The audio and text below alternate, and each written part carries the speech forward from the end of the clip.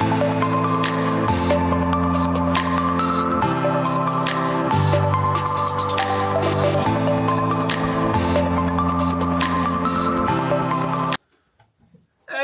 good morning. Hey, good morning. Or afternoon or evening or whatever it might be. Let me ask you this question.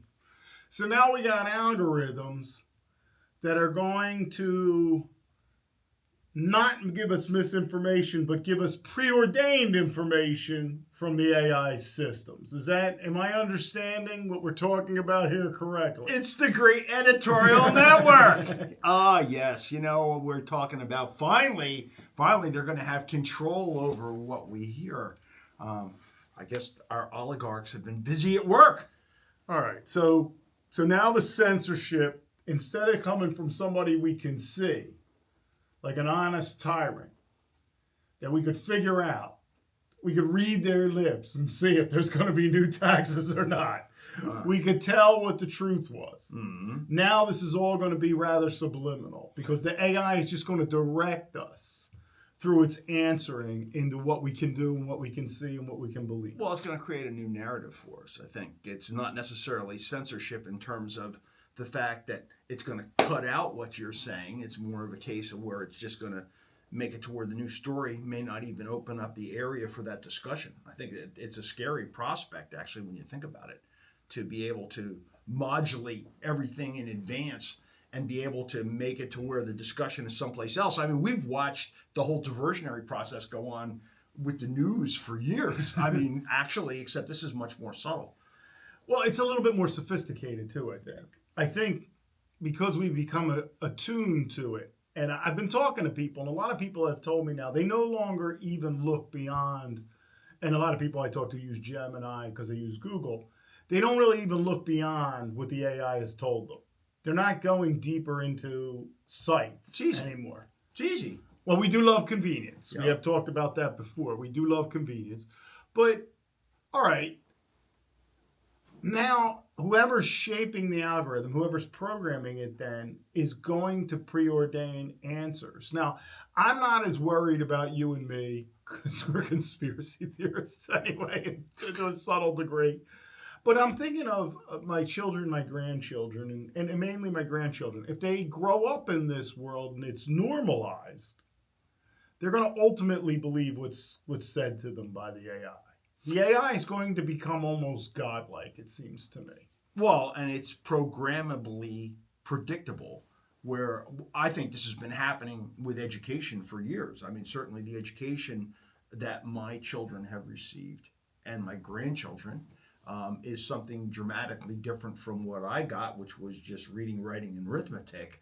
Now it's, talked about social justice. There's been a lot of different categories that have been brought into the curriculum that weren't in earlier examples of this. Now you're looking at the internet, or I should say just, et al., is going to start crafting a narrative that ultimately is just going to move us to an entirely different place.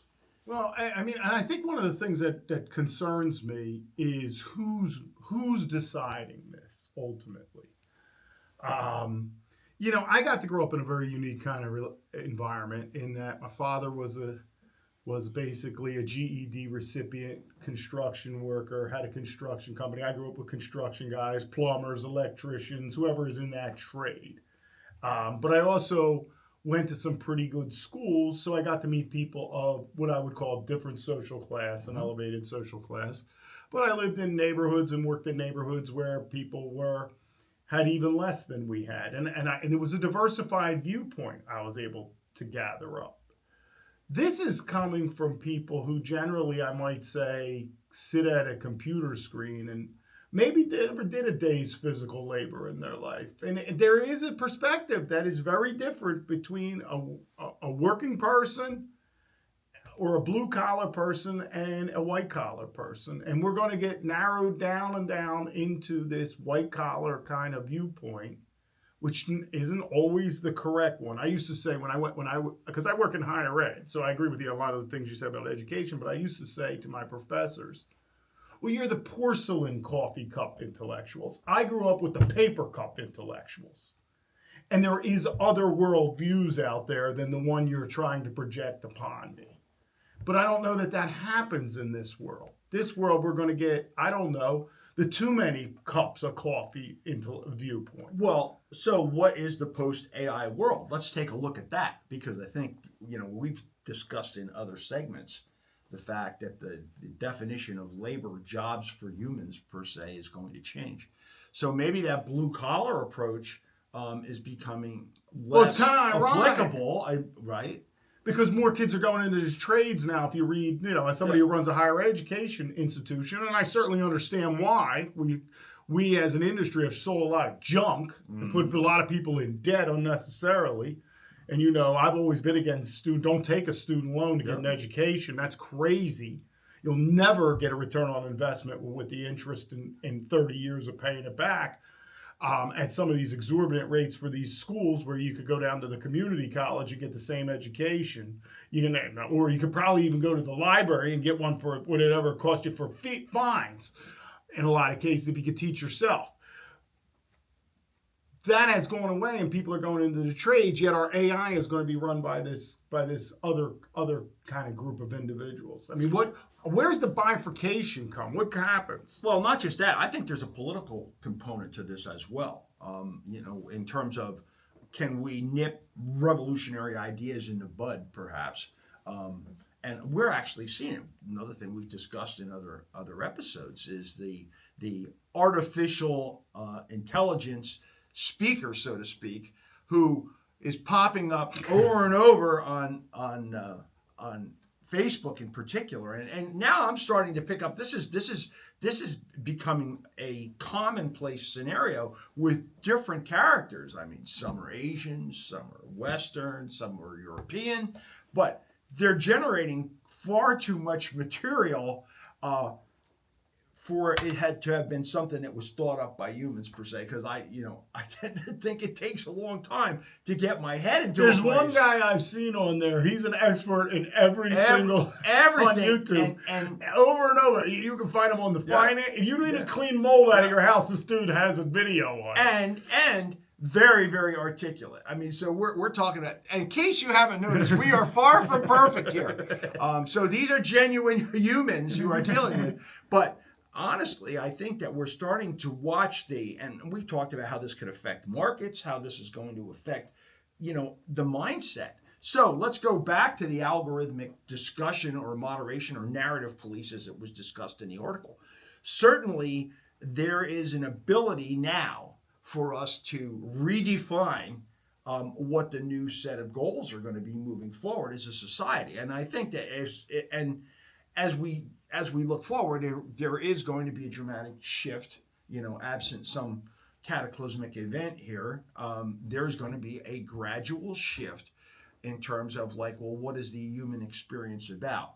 AI is going to have the ability to kind of create that new mindset, and it can do it just through subliminal editorialization of the message that goes forward to everybody. I think that's what we're talking about. And I think what's pretty interesting when I think back to the original chatbot you brought to my attention, I wanted to push that thing as hard as I could push. Yep. So I did get into it with it politically, the AI, and push it. And it definitely had a perspective. What shocked me is it had a political perspective. Yeah. And pretty adamant about it. And so I was like, okay, well, I can take any perspective. I've been around enough different people. So I just took the opposite of where it was going and saw how far I could push it. And if I could change its mind, and the answer is no, you cannot. It's pre-programmed to believe a certain set of values, regardless of what you're going to say or any argument you're going to make. And I've had a lot of fun with meta glasses doing the same thing. The meta glasses definitely are not receptive to libertarian ideas. And you cannot win an argument with it. And the one I kept going on was, there is no word democracy in the Constitution, Declaration of Independence. The word liberty appears. We are, by definition of the founders, a libertarian society. Mm-hmm. But everything you hear in the world now is democracy. So its point was, well, that isn't really what they meant by liberty. They really meant democracy. And I'm like, no, Thomas Jefferson was well aware of Plato, the Greeks, and democracy, and why the Republic says don't do this in the first place. He was an educated man, and so were the other founding fathers. They were well aware of what democracy was, and they rejected it outright, in my opinion. Well, But you're not allowed to have that opinion because you're told, no, this is a democratic society, and no, democracy is communism. That is the definition of communism, is pure democracy. But it's pushing you in that way. It won't budge even, and it will just say, well, that's a compelling argument, but you're wrong. Like, you don't have a reason why you're wrong. You're just wrong. well, so if we go back, and lest I jump back on my monetary horse again, who's financing all of this? It was interesting, and we'll be touching on this in future episodes, but, the build-out. I think BlackRock, Larry Fink, came out and said, it was questioned, well, where are all these billions and billions of dollars coming from? People's savings and pensions accounts. So what's happening is there's being, the institutions are taking your pension without your knowledge. Yes. You're paying them a fee for this, Yes. and they're jamming it into this And stuff. they're the Magnificent Seven.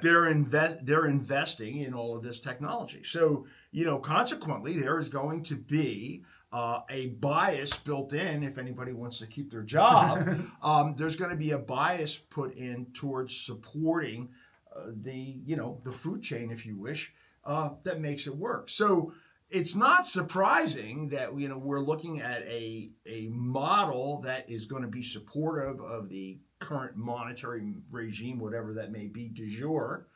And it's also going to be tied fast to, what are ways to maintain some degree of consistency so that boat doesn't get rocked.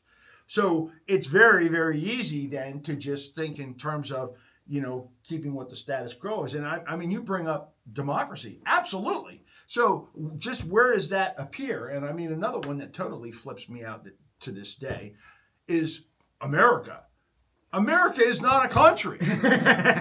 America is a continent. There's a north one, and there's a south one, and there's a central one. This is the United States of America, which goes to show that we were a bunch of states that got organized in this particular continent. Yet everybody, America, America, America. No, this is the United States. It's the United States of America, and we've watched a gradual morphing into us being something else. So maybe democracy is a key part of America. Yeah, good luck to you. Because really, where is the American Constitution anyway? It's the Constitution of the United States of America. Lest I go out. Well, let's go. Since you're standing on your soapbox There you go. with your crazy Thanks. opinion, which is too close to mine these days, people would argue back in the old day. Okay. There'd be a point counterpoint. Okay. Even talking heads on TV. Yeah. But now it's one head. Well, only because there's only. And it's saying, no, go this way. This is going to give you the better life. For who? Well, so let's go back. If you use Gemini for example, and that is a reference source, if you wish, but Gemini is only one position. There isn't a discussion. It is pointing you in directions, and it can choose. I think this is where we're talking narrative police. Is it narrative police or the narrative directors? Because the police would arrest you for what you say, but the director just kind of like, Will, I take a look at it from this perspective, and then all the information that's going to be provided is going to be provided with a particular bias that fits in with whatever the narrative du jour is for the programming. That is, democracy, probably somewhat of a globalist scenario and more socialist based than a lot of people may choose for. Well, they're going to choose it because they're not going to know another idea. I think that's the narrative police part. It's going to focus you. And I think this is what scares me the most. You don't get your own idea out there the way you want it. Because who are you going to say it to? Who's the counterpoint? Now, see, and I think back to my own education, and I agree with you. As a guy who runs education, I am frightened by what I see. because, and maybe I went to really good schools. I don't know. But here's what it was. If there were 4 opinions, we were assigned 4 different readings. Mhm. And you were told, read all of these, develop your own opinion. And this is what an education was supposed to be. You were synthesizing of all this information, living a life experience, and coming to a conclusion. But when I get an AI readout, or even I think in a lot of classrooms now, you're only getting the one opinion. And all right, so maybe your professor isn't as well read as they once were. But AI should be able to say, well, some people believe this, but you don't get that. I've never seen that. Well, I think at this point, at least, if Gemini is going to give me my AI synopsis, I love it when it tells me what you said. Oh, gee, that's great. I got an email. I'm really glad that it told me what you said. Well, how did it base that? And I mean, there's another little freaky part about that. That means that was analyzed. Your private message was analyzed by an outside entity and summarized. And that data is sitting somewhere, which may or may not have a purpose that we might see as nefarious. But nonetheless, you can X out of Gemini right off the bat, and then you're going to get the old traditional Google search. Obviously, that search is still ranked by preferences, which we've discussed ad nauseum. Also, who's going to do that? Well, no, it's because it's not easy, and I think that's where we're starting to end up, where like there is only a single thing. People talk about, the social credit, if you wish. So at that type of scenario, that social credit is something that there's a gradual consensus that's being built almost, underneath the surface layer to what's going to work. And it's built into, just like you said, every one of those Gemini responses has an underlying, I guess we could say theme, if you wish. And that theme is something that's going to, be manifested in time with societal impact. All right, so let me throw this idea out there to you. I'm ready. The ultimate goal of a lot of these is profit. They're not, the OpenAI, Anthropic, they're not having IPOs to not make money coming up, right? Well, what drives their profit is either you're going to subscribe, or if you're getting it for free, you're going to get ads. Okay. So essentially, the truth is not really as relevant as keeping you on the screen, so those ads can rip by you. Well, yeah, but I'm also going to say, and you're going to reel me in on this real quick, I'm sure. But what is capital today? What is capital? Because we live in a fiat monetary system, a worldwide fiat monetary system for the most part. There's a few examples that are not, but for the most part, monetary creation is a function of government et al. So the money that's being dumped into these projects, for the most part, is all coming from those sources. So is it really about generation of ad revenue? For instance, I mentioned before that Well, they're not making much money. No, they're not. Don't buy the IPO will be my advice, but not that I give financial advice. But nobody ever really makes money. The last guys don't make money. The first people make money. So here's if I go back and I'm sorry, ladies and gentlemen, I was an economics student of the 70s when I went to college, but we were taught, look for a PE ratio of 20 or better, because that would indicate that you were getting like a 5% return. Oh, yeah. A company that actually makes money. Does anybody ever wander and look at the PE ratios on the NASDAQ? If you want to watch your eyes pop out of your head, take a look at a lot of these numbers. They are based on nothing but either pyramidic growth or some hanging on to a hope in the future. And I learned the hard way. I went into some innovative energy companies years ago, and I watched them go belly up, get swallowed up, get liquidated, and it's gone.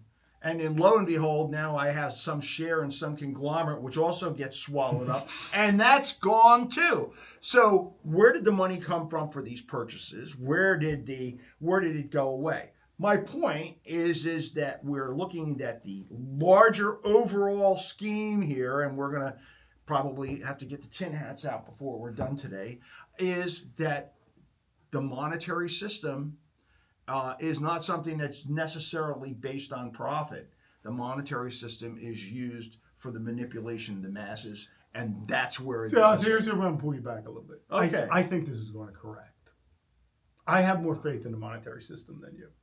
Okay. All right, and I go back to, you were alive then, and I was alive in the .com bubble. Mm-hmm. Everybody always likes to talk about pets.com. I don't care about pets.com. Here's kind of where I was. I'm sitting at a conference with a buddy of mine. He was an economics major too, much like yourself, business guy. And I'm watching the tickers go by. And I don't have any money in the market at this point. And I'm like, hey, can you explain something to me? Because I'm just not getting it. I get blue chips, all right? I get dividend-bearing stock. I understand this. Can you explain to me? And I'll never forget the number. And it'll seem like a small number now, but at the time it was astronomical in 2000. eBay goes by at $279 a share. And I go, how is a yard sale on a machine worth $279 a share? It produces nothing. It's just a sales area at the time. And it wasn't eBay like people got to know it later. And it was at the beginning stage. It went on there. It was a yard sale. And it was like anything that had internet just went up astronomically. And if they had good advertising, that would be pets.com. Although I did like the sock guy. I got to admit when she was back. And well, I remember, and I spent my whole life spooked afterwards because it made no sense. And this time, it makes even less sense. Well, to me. But let's look back at 2008 and the .com bubble.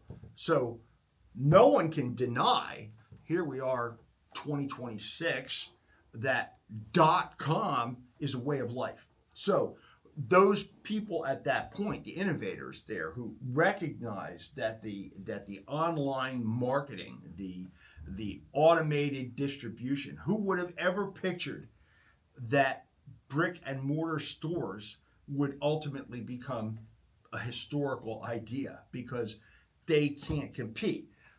What I think is going to happen is, and we're seeing it now, I think AI is starting to lose its romance because people are losing jobs. We've done now dozens of episodes, talking about how this is going to impact us. We're not the only ones anymore now talking about this. No, I know there's a lot of people picked up. A lot of people have picked up on this, and it's not so much a case of that. Well, AI isn't pretty interesting, but we're watching a far more nefarious picture pop up, at least in my eyes, of surveillance, control, and that there's a possibility to use this technology, which is amazing on one side, to where it could create a very draconian system that can impact us dramatically. And as people start to recognize that their way of life is going to be so significantly changed that it doesn't even come close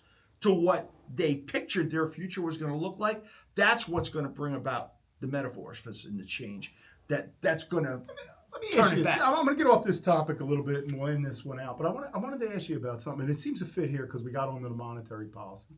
I'm obviously not politically aligned with Bernie Sanders. All right? I don't think the same way he does. I don't have a problem with him being out there. He's been out there forever. He has. But this one I found kind of interesting thought. If everyone is going to lose their jobs of this, then AI has to produce money back to the society because it is really making its profit off all human knowledge, and that belongs to the conglomerate. Now, I don't usually like to go down those kinds of roads, but I think that is a pretty interestingly compelling argument. If you are taking what belongs to society, ultimately, or to a lot of us as private individuals, because you probably have taken some of the things I've written. Not that it's on top of anybody AI's thing, but I mean I've contributed to that. Mm-hmm. And if you were AI, you've read it and you regurgitate it to somebody Mm-hmm. without any kind of reference, Mm-hmm. aren't I owed something back? Well, so here's the thing. I think that, the deal, if you wish, is that, AI is going to provide for all of us. It's not going to be money. And, and I mean, maybe this is where the 2030 own nothing, be happy kind of idea, generated. But at the end of the day, you're going to be looking at an AI that sees to your needs, supposedly. But the real question is, are we prepared as humans, as we've grown up, and in my case, I got a lot of decades behind me, am I prepared for what they're willing to offer? And I think that's where all of this starts to come full circle. Because, ladies and gentlemen, if you think that the lifestyle that AI is going to provide for you out of the goodness of its heart, if you wish to use that term, is going to be what you think it is, that's going to be one that leaves you with decisions as to how you're going to live and how you're going to spend your money and what you're going to do with what is yours, I think you are in for a terrible, terrible shock, because it is going to have to come up with a new way to limit and handle what resources it can generate. Well, by definition, it has to be average. Absolutely. By definition, everything has to be average. And that's where your socialist tendency comes in, because that's the best that it can offer. It can't not order exceptionalism. And if we're looking at, So does that die? I don't know. Do younger people just give up on it? I guess they have to, right? Well, it all depends. If the social situation becomes so difficult where people are willing to take average instead of reaching for the dream of being exceptional, then yes. And I think that that's kind of like where the morph of socialism comes in, because there is no reward for exceptionalism. You're just, doing it for everybody, so to speak. But is that, in this country, is that what we're looking for? I don't know. It's not what we were founded on, even though that's what Meta's trying to tell me. Well, but at the same time, I don't necessarily know. If we can't have at least the hope that we might be able to break out and be something exceptional, what does that say about the human experience? And I think, we've looked at heroes, from the dawn of time, there have been heroes where people had the opportunity to be exceptional. Will that happen when we talk that the narrative police now creates the new narrative, and that is not about exceptionalism? I'm going to say one thing, and I'll end it here. Every time in human history, every single time, whether it's Marxism, or it's this, or it's benevolent leader, that we try to envision and then embody what is promised as heaven on earth, it has led to absolute disaster.